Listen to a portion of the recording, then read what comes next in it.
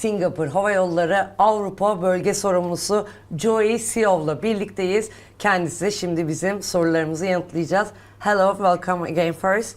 I will start with the global aviation industry. I have to ask that how would you evaluate the global aviation industry performance in 2024?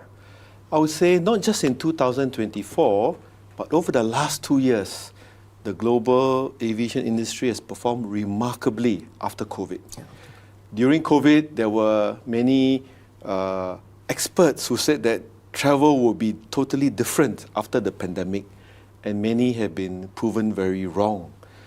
The last 2 years, both from IATA and also in many other aviation reports, we find that airlines have recovered very strongly, and Singapore Airlines is no different. Airlines have very quickly restored capacity and brought many people from point A to point B and kept up with the demand for global travel. So on the demand side, it has been tremendous. You've heard many phrases like revenge travel. It is indeed very real, and we're very glad to have been able to serve the traveling community in meeting up with the travel needs. Yes. Can we say that the aviation industry is refreshing themselves? Huh? Yes, we have reinvented ourselves indeed. Technology has helped us to implement new processes in our businesses.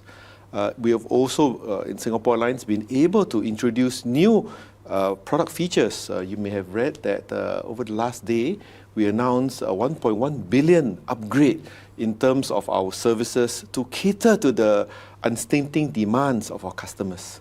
So we're really looking forward to welcoming even more customers in the near future. What are your expectations for the aviation sector in 2025 for the future? Obviously, there are two sides to the equation, the demand side as well as the supply side. On the demand side, we have many variables. Economic outlook obviously is very critical in affecting demand.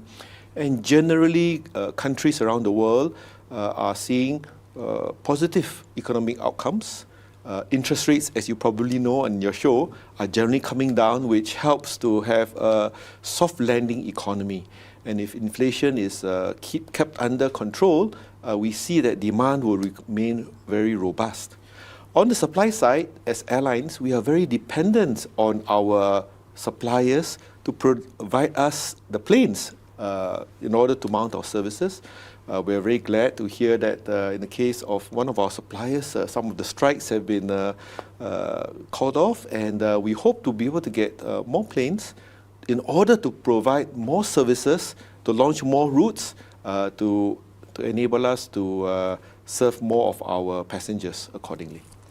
And let's talk about a little bit about Turkey, huh? Yes. How do you perceive the aviation sector in Turkey? Well, Turkey is a very strong economy. It has tremendous potential, a large population. We've been flying into Turkey since 1987 for Singapore Airlines. That's a very long time. And we noticed that as much as the economy is developing, there are opportunities to grow.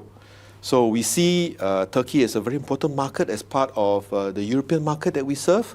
And we actually use Turkey, we serve Turkey with our most advanced A350-900 routes. It underlines the importance of the Turkish market, which is why we put our most advanced planes into this market. In this case, I think the Istanbul airport is become more important, huh? Yes, very much so. In fact, I came in yesterday, and it's a very impressive airport, very big airport, and kudos to the airport authorities for developing it. I mean, you have one in the Asian side and one in the European side, which does show how important Istanbul is a gateway to the world. Because of the population. Indeed, indeed. What is the current load factor for flights from Istanbul? Well, it's a little bit commercially sensitive, but suffice to say that we're very happy with the demand. Demand is very good, and we are very thankful to your viewers and the supporters in Turkey for choosing to travel with us. We hope that as we upgrade our services in terms of our product leadership, we will get more of your citizens traveling with us. And do you have any new plans for the Turkish market? Indeed, because Turkey is growing, ideally we would like to increase our services into Turkey. Of course, it is dependent on two things, as I mentioned earlier, demand and supply. Hopefully demand remains buoyant and strong, and as we take more deliveries of our planes from our aircraft manufacturers, we will have the means to mount more flights into Turkey. And let's talk about the delays. You know, for the Turkish people, we didn't get used to this delay thing because it's increased around the world, you know, day by day. Why? What is the cause? Why the delays are increasing? And how does affect your operations? Okay, within Europe, maybe that's what you're thinking about. The what do you call air traffic control in Europe is managed centrally, and there's a fair bit of congestion going through European airspace. Sometimes, or more recently, when certain airspace is being closed, for example, Russian airspace or Ukrainian airspace, and airlines in the Middle East, and some airlines need to go through only a certain number of corridors. There's some fair bit of congestion. There's a lot of talk of how we can have more control of ATC, the aviation skies.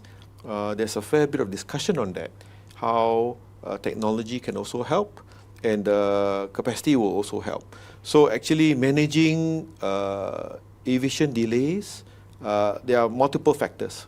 Part of it is weather, part of it is ATC, part of it is even the infrastructure at airports. So it's not meant to point fingers, but certainly in all avenues, whether it's managing air traffic over the skies, weather, or airport infrastructure, they all contribute to ensuring punctual departures. Yeah. Okay, thank you, Mr. Seo, Thank you so much. for accepting us and answering my question. Thank you for your invitation. Thank you.